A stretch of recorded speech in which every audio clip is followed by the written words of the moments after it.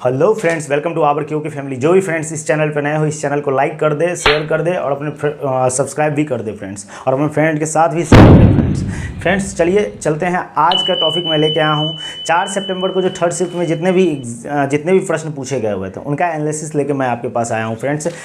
जो भी फ्रेंड्स जो भी फ्रेंड्स का जितना सही हुआ होगा वो कमेंट बॉक्स में ज़रूर बताएं कि कितना किसका सही हुआ, क्या यही ओरिजिनल क्वेश्चन है। ये सब सारे क्वेश्चन के साथ आप कमेंट जरूर करें, बताएं जरूर कि क्या सही, कितना सही हुआ और कितना गलत हुआ। हाँ सर यही ओरिजिनल क्वेश्चन है, ये भी बताएं फ्रेंड्स। चलिए फ्रेंड्स चलते हैं पहली प्रश्न की ओर। लिखा हुआ है ईरानी कप 2022-23 का भारत के किस राज्य में आयोजित किया गया था। पूछा जाएगा फ्रेंड्स, पूछा गया था ईरानी कप 2022-23 भारत के किस राज्य में आयोजित हुआ। ये मध्य प्रदेश में हुआ, जो कि कैप्टन रूप सिंह स्टेडियम है मध्य प्रदेश में, वहाँ पे आयोजित हुआ फ्रेंड्स। अगर बात बता दें इसमें विजेता की बात बता दें, रेस्ट ऑफ टीम विजेता रहा फ्रेंड्स। रेस्ट ऑफ इंडिया का टीम क्या हुआ, विजेता रहा, और उप विजेता के रूप में मध्य प्रदेश के ही टीम क्या हो रहे हैं, उप विजेता रहे फ्रेंड्स। सेकंड क्वेश्चन देखिए फ्रेंड्स, क्या पूछा गया था, सौरव गांगुली की आत्मकथा का क्या नाम है। सौरव गांगुली का आत्मकथा का नाम है friends a century is not enough. लिखा गया है friends a century of not enough, ये सौरव गांगुली की आत्मकथा है फ्रेंड्स। इसी के साथ साथ सभी के आत्मकथा को आप अच्छे से रिमेंबर रखिए। जैसे आपको पता होगा कि कुछ समय पहले हम इसका प्लेइंग इट्स माय वे, ये सचिन तेंदुलकर का पुस्तक था, आत्मकथा था। इसीलिए आप लोग क्या कीजिए, आत्मकथा फिर जितना भी टॉपिक बन रहा है, जितना भी पुस्तकें बन रही है, उस सभी को आप क्या कीजिए, एक बार रिवीजन करके निकल जाइए फ्रेंड्स। एग्जाम में जो भी पूछा जा रहा है इसी सबसे पूछा जा रहा है और बहुत ज़्यादा इंपॉर्टेंट होगा फ्रेंड। नेक्स्ट देखिए, नेक्स्ट प्रश्न की ओर चलते हैं फ्रेंड्स। 1857 के विद्रोह का नेतृत्व बिहार में किसने किया था। सीधी सी बात है, बिहार में पूछा जाएगा 1857 का नेतृत्व तो वीर कुंवर साहब किए हुए थे, कुंवर सिंह ने किया था 1800। और उसी से रिलेटेड फ्रेंड्स 1857 के विद्रोह का नेतृत्व। अब चलते हैं, बात करते हैं, थोड़ी सी बात 1857 पे कर लेते हैं फ्रेंड्स। सबसे पहले पूछ दिया जाएगा 1857 का सैनिक जो विद्रोह हुआ था ये कब स्टार्ट हुआ था। तो आप लोगों को फ्रेंड्स पता होना चाहिए 10 मई 1857 को सबसे पहला सैनिक विद्रोह, मतलब 1857 का विद्रोह हुआ था, जो कि मेरठ से हुआ था। और इसमें नॉर्मल आपको पता है कि मंगल पांडे नॉर्मल को, मंगल पांडे को क्या किया गया था, 8 मई को इसको फांसी दे दिया गया था, जो कि, और उसके साथ साथ अमरेंद्र को भी ग्वालियर में जाके फांसी दे दिया गया। इतना चीज़ आपको 1857 के बारे में पता रहना चाहिए फ्रेंड्स, क्योंकि पूछ रहा है 1857 से एक क्वेश्चन आ रही है फ्रेंड्स। नेक्स्ट फ्रेंड्स देखते हैं क्या फोर्थ क्वेश्चन आपका क्या आया हुआ था। नरेंद्र मोदी स्टेडियम किस राज्य में स्थित है। पूछा जाएगा नरेंद्र मोदी स्टेडियम किस राज्य में स्थित है। आप लोग को बहुत अच्छे से पता है नरेंद्र मोदी स्टेडियम कहाँ पे, गुजरात में स्थित है। गुजरात के किस जगह पे, अहमदाबाद में स्थित है फ्रेंड्स। और इसका जो नरेंद्र मोदी स्टेडियम नाम जो चेंज होकर पड़ा था फ्रेंड्स, ये पड़ा था नाम होके, मतलब 2021 में ही पड़ा था नरेंद्र मोदी। और उसका डेट के साथ अगर बोला जाए तो 24 फरवरी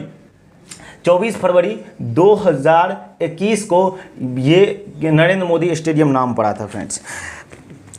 पहले इसका नाम सरदार पटेल स्टेडियम था, समझे फ्रेंड्स। पहले इसका क्या नाम था, सरदार पटेल स्टेडियम नाम था, सरदार पटेल स्टेडियम। नेक्स्ट चलते हैं, नेक्स्ट प्रश्न की ओर चलते हैं। महाबोधि मंदिर किस राज्य में स्थित है। सीधी सी बात है, महाबोधि मंदिर अपने बिहार में गया में स्थित है फ्रेंड्स, इतना याद रखना है महाबोधि मंदिर का। फिर उसके बाद नेक्स्ट प्रश्न आया हुआ था आपका friends, long walk to freedom किसकी आत्मकथा है। लॉन्ग वॉक टू फ्रीडम किसकी आत्मकथा है, नेशनल मंडेला की आत्मकथा है। ये फ्रेंड्स पूछा गया था question, long walk to freedom किसकी आत्मकथा है, नेशनल मंडेला की बात करते है फ्रेंड्स। आपको बता दें ये पूछ सकता है आने वाले एग्जाम में, नेशनल मंडेला को भारत रत्न कब मिला था। 1990 ईस्वी को नेशनल मंडेला को भारत रत्न मिला था फ्रेंड्स। उसके 2 साल के बाद 1992 ईस्वी में पाकिस्तान का सर्वोच्च सम्मान इसको मिला था। पाकिस्तान का सर्वोच्च सम्मान इसको मिला था, क्या था पाकिस्तान का, निशान ए पाकिस्तान, पाकिस्तान का सर्वोच्च सम्मान नेशनल मंडेला को मिला था 1992 में। फिर उसके 1 साल के बाद 1993 में शांति का नोबेल पुरस्कार नेशनल मंडेला को मिला था फ्रेंड्स। ये भी आपको याद रखनी है फ्रेंड्स। नेक्स्ट प्रश्न की ओर चलते हैं फ्रेंड्स। 2011 की जनगणना से बहुत ज़्यादा पूछा जा रहा है, इसीलिए 2011 की जनगणना को आप बहुत अच्छे से पढ़ के जाइएगा। आई होप कि ये क्वेश्चन वहाँ पे आपका 2011 जनगणना से रहेगा ही रहेगा। 2011 की जनगणना के अनुसार सबसे कम लिंगानुपात वाला राज्य या केंद्र शासित प्रदेश, दोनों पूछ दिया गया, राज्य या केंद्र शासित प्रदेश ऑप्शन में दिया हुआ था, कौन सा है। तो पूछा जाएगा अगर राज्य में तो सबसे ज़्यादा लिंगानुपात तो आपको पूछा जाए, सिर्फ राज्य पूछा जाता तो केरल मारते, लेकिन यहाँ पे या केंद्र शासित प्रदेश आप लिखा है तो ये इसका आंसर होगा ऑप्शन के अनुसार दमन एंड द्वीप फ्रेंड्स। दमन एंड द्वीप केंद्र शासित प्रदेश है, जो कि सबसे कम लिंगानुपात दमन एंड द्वीप में कितना है फ्रेंड्स, 1000 पुरुषों पे 618 महिलाएं हैं। नेक्स्ट प्रश्न की ओर चलते हैं, किसने अश्व शक्ति का प्रतिपादन किया था। अश्व शक्ति का किसने प्रतिपादन किया था फ्रेंड्स, जेम्स वाट ने किया था। और ये स्कॉटलैंड के इंजीनियर थे जेम्स वाट, इन्होंने ही अश्वशक्ति का प्रतिपादन किया था। नेक्स्ट प्रश्न की ओर चलते हैं फ्रेंड्स, 42वां संविधान संशोधन किस वर्ष हुआ था, ये भी पूछा गया था। एक तो 42वां संविधान संशोधन, उसके इर्द गिर्द मौलिक अधिकार, मौलिक कर्तव्य, नीति निर्देशक सिद्धांत, इस सबसे क्वेश्चन पूछा जा रहा है फ्रेंड्स। और आप लोग कमेंट करके जरूर बताइएगा किसका कितना सही हुआ, किसका कितना गलत हुआ फ्रेंड्स। चलिए फ्रेंड्स चलते हैं, 42वां संविधान संशोधन किस वर्ष हुआ था। 42वां संविधान संशोधन फ्रेंड्स 1976 ईस्वी में हुआ था फ्रेंड्स, इतना याद रखना 42वां संविधान संशोधन। और उससे रिलेटेड कुछ और इंपॉर्टेंट पॉइंट याद रखिएगा। 42वां संविधान संशोधन किस समिति पे, स्वर्ण सिंह समिति पे हुआ, किस सिफारिश पे, 42वां संविधान संशोधन। और 42वें संविधान संशोधन को ही लघु संविधान के नाम से भी जाना जाता है फ्रेंड्स। और बहुत सारे इसमें हुए थे, जैसे प्रस्तावना में 3 शब्द चेंज हुए थे, इसीलिए 42वां संविधान संशोधन को अच्छे से आप क्या कीजिएगा, देख लीजिएगा, उसके बाद जाइएगा फ्रेंड्स। नेक्स्ट प्रश्न देखिए क्या लिखा हुआ है, जगन्नाथ मेला कहाँ मनाया जाता है फ्रेंड्स, अलवर में मनाया जाता है। जगन्नाथ मेला कहाँ मनाया जाता है फ्रेंड्स, अलवर में मनाया जाता है, जो कि राजस्थान। ऑप्शन के अनुसार अलवर मारिएगा फ्रेंड्स। देखिए एक तो हम लोग जानते हैं जगन्नाथ मंदिर कहाँ पे, पुरी में, उड़ीसा में है, तो वहाँ भी जगन्नाथ मनाया जाता है, लेकिन ऑप्शन के अनुसार आपका दिया हुआ था अलवर, राजस्थान। ये आपका करेक्ट आंसर होगा कि जगन्नाथ मेला अलवर में भी मनाया जाता है फ्रेंड्स। नेक्स्ट प्रश्न की ओर चलते हैं फ्रेंड्स, किस शास्त्रीय नृत्य को जादूगरनी का नृत्य कहा जाता है फ्रेंड्स। किस शास्त्रीय नृत्य को जादूगरनी का नृत्य कहा जाता है, वो मोहिनी अट्टम को जादूगरनी नृत्य कहा जाता है। आपको पता है शास्त्रीय नृत्य की संख्या कितनी है, टोटल 8 है शास्त्रीय नृत्य की संख्या फ्रेंड्स। नेक्स्ट चलते हैं नेक्स्ट प्रश्न की ओर, कौन सा नृत्य डांडरी नृत्य का हिस्सा है जो दिवाली के बाद गौंड जनजाति द्वारा मनाया जाता है। याद रखिएगा, फिर से क्वेश्चन सुनिए ध्यान से फ्रेंड्स, कौन सा नृत्य डांडरी नृत्य का हिस्सा है जो दिवाली के बाद गौंड जनजाति द्वारा मनाया जाता है। ये प्रश्न पूछा गया था, याद रखिएगा। गौंड जनजाति के द्वारा गुसाडी एक पर्व होता है, त्यौहार होता है, जो कि दिवाली के बाद गौंड जनजाति के द्वारा मनाया जाता है फ्रेंड्स। और नेक्स्ट प्रश्न की ओर चलते हैं फ्रेंड, किस नृत्य इतिहासकार को 2019 में सत्रिया नृत्य को लोकप्रिय बनाने के लिए असम सरकार द्वारा माधव देश पुरस्कार से सम्मानित किया गया था। फिर से सुन लीजिए फ्रेंड्स, क्या पूछा गया प्रश्न आपकी, किस नृत्य इतिहासकार को 2019 में सत्रिया नृत्य को लोकप्रिय बनाने के लिए असम सरकार के द्वारा माधव देश पुरस्कार से सम्मानित किया गया। उसका नाम है फ्रेंड्स डॉक्टर सुनील कोठारी है, जिसको माधव देश पुरस्कार से सम्मानित किया गया। जो भी फ्रेंड सुनील कोठारी को मारे होंगे उसका आंसर बिल्कुल सही होगा फ्रेंड्स। नेक्स्ट प्रश्न की ओर चलते हैं, 2023 ISF वर्ल्ड कप, याद रखिए 2023 ISF वर्ल्ड कप में भारत कितने गोल्ड मेडल जीते। गोल्ड मेडल की जहां तक बात करें तो ISF वर्ल्ड कप में भारत ने 7 गोल्ड मेडल जीते। जो भी फ्रेंड 7 गोल्ड मेडल मारे होंगे उसका सही होगा। अब कुछ जान लेते हैं ISF के वर्ल्ड कप के बारे में। भारत का रैंक इसमें चौथा रहा फ्रेंड्स। टोटल भारत ने इसमें पदक जीता था, 23 पदक जीता था। और इसमें ISF में दो खेल, जैसे एक सीनियर वाला होता है, एक जूनियर वाला होता है। सीनियर में भारत का चौथा रैंक था, लेकिन जूनियर वाले में भारत का रैंक दूसरा था। अब देख लेते हैं सीनियर का जो मैच हुआ था फ्रेंड्स, उसमें तो भारत का चौथा रैंक, लेकिन फर्स्ट रैंक पे कौन रहा, चीन रहा। इसको भी याद रखना है फ्रेंड्स। और सेकेंड वाला में चीन फर्स्ट पे रहा, दूसरे नंबर पे भारत रहा जूनियर वाला में। इतना याद रखना है ISF वर्ल्ड कप के बारे में फ्रेंड्स। नेक्स्ट प्रश्न की ओर चलते हैं, तो भारत शासन अधिनियम 1935 ईस्वी में से संबंधित कौन सा कथन सही है फ्रेंड्स। ये क्वेश्चन पूछा गया था आपसे कि भारत शासन अधिनियम 1935 से संबंधित कौन सा कथन सही है। तो याद रखिएगा, उसमें दिया हुआ था बहुत सारा ऑप्शन, तो इसका सटीक नहीं आ पाया मेरे पास फ्रेंड्स, लेकिन कुछ 1935 के बारे में आप लोग को इतना चीज़ याद रखना है। 1935 ईस्वी स्वीकार किया गया था, ये 24 जुलाई 1935 ईस्वी को ये स्वीकार कर लिया गया था, ये भारत शासन अधिनियम 1935 को। फिर लागू, जब ये पूरी तरीके से लागू हो गया इंडिया में, 1 अप्रैल 1937 ईस्वी को ये पूरी तरीके से लागू हो गया। इसके रिलेटेड एक और आप याद रखिएगा, जो प्रांत में जो द्वैत शासन था उसको समाप्त कर दिया गया और केंद्र में द्वैत शासन लगा दिया गया फ्रेंड्स। ये 1935 अधिनियम के अंतर्गत आता है फ्रेंड्स। चलिए नेक्स्ट प्रश्न की ओर चलते हैं, मौर्य वंश में बिंदुसार के बाद शासक कौन बना था। अब देखिए मौर्य वंश की बात आई, पहले अपना आंसर देख लीजिए। जो भी फ्रेंड्स अशोक मारे होंगे, बिंदुसार के बाद अशोक आया हुआ था, जो भी अशोक मारे होंगे उसका बिल्कुल सही हुआ होगा। और फ्रेंड्स कुछ जान लेते हैं मौर्य वंश के बारे में। मौर्य वंश तो नॉर्मल हम लोग जानते हैं कि मौर्य वंश के संस्थापक कौन थे, चंद्रगुप्त मौर्य थे।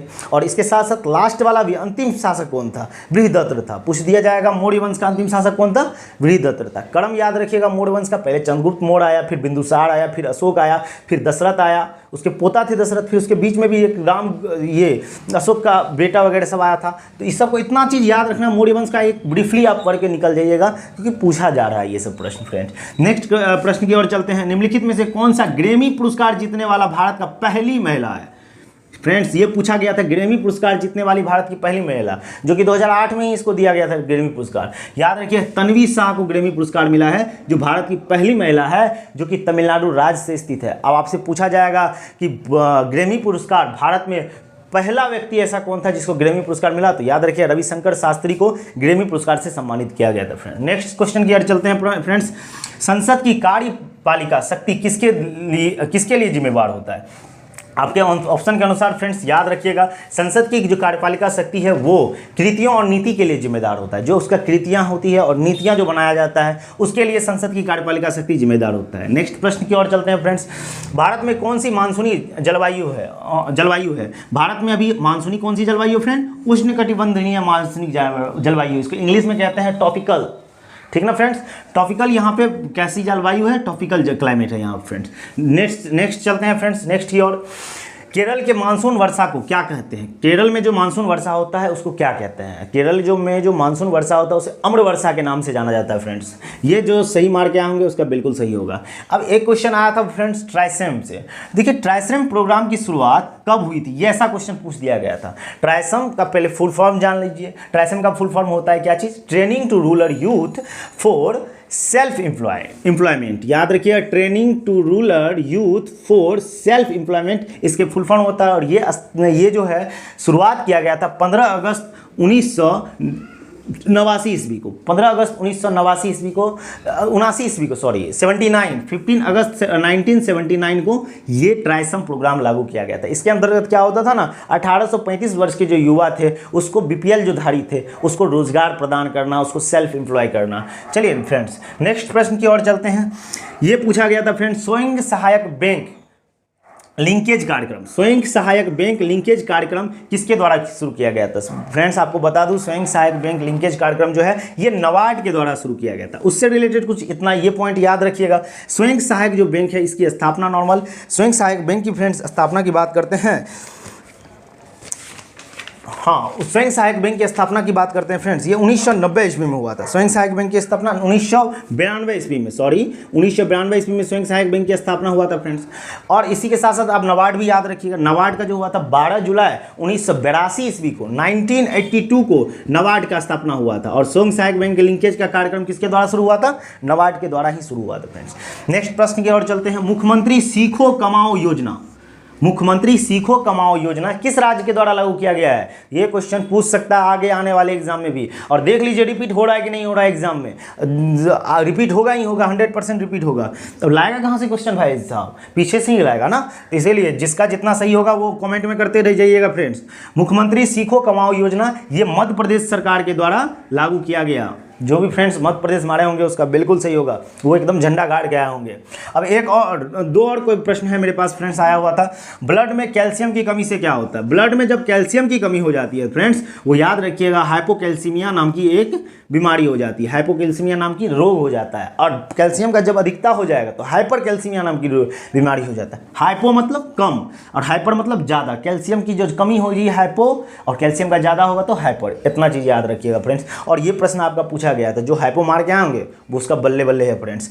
नेक्स्ट चलते हैं। एक बम्पी लहरी पे पूछ दिया गया था जिसका जन्म कहाँ हुआ था? भाई साहब बम्पी लहरी एक संगीतकार थे, बहुत ही बेहतर संगीतकार थे और इसका जन्म के बारे में पूछ दिया था। ये पश्चिम बंगाल के जलपाईगुड़ी से संबंधित रखते थे बम्पी लहरी। इसका जन्म हुआ था 1952 ईस्वी में इसका जन्म हुआ था। बेचारा नहीं कहा जाए, एकदम बेहतर एक संगीतकार ये हुए थे।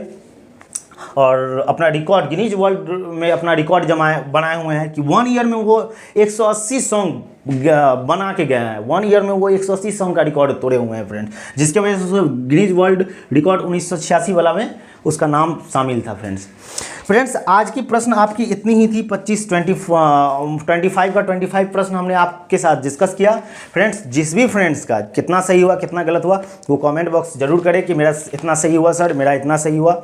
और चलते हैं फ्रेंड्स नेक्स्ट एनालिसिस पे हम लोग कल बात करते हैं फ्रेंड्स। और जो भी फ्रेंड्स नए हो, अभी आप लोगों की बहुत ज़्यादा सपोर्ट की ज़रूरत है फ्रेंड्स, और कोशिश करता हूं कि आप लोग सपोर्ट ज़रूर करेंगे, इतना तो विश्वास है थोड़ा बहुत कि आप सपोर्ट ज़रूर करोगे फ्रेंड्स। एक्चुअली बात क्या होता है ना फ्रेंड्स, बोर्ड के रहने की वजह से हर एक डाटा को लिख नहीं पाते हैं आप, हम जो जितना बोले ना उसको लिखने का कोशिश किया कीजिए, थोड़ा थोड़ा एक एक दो दो क्वेश्चन आप हर एक क्वेश्चन में इंक्रीज करते जाइए ना फ्रेंड्स। आप देखिएगा एकदम 3 महीना के बाद आपका जो है ना एक लेवल, तैयारी का लेवल बहुत ही हाई हो जाएगा। इसीलिए सभी प्रश्न से कम 2 क्वेश्चन और एक्स्ट्रा बनाने का कोशिश किया कीजिए फ्रेंड्स। चलिए फ्रेंड्स चलते हैं, फिर मिलते हैं नेक्स्ट वीडियो में। जय हिंद एंड जय भारत।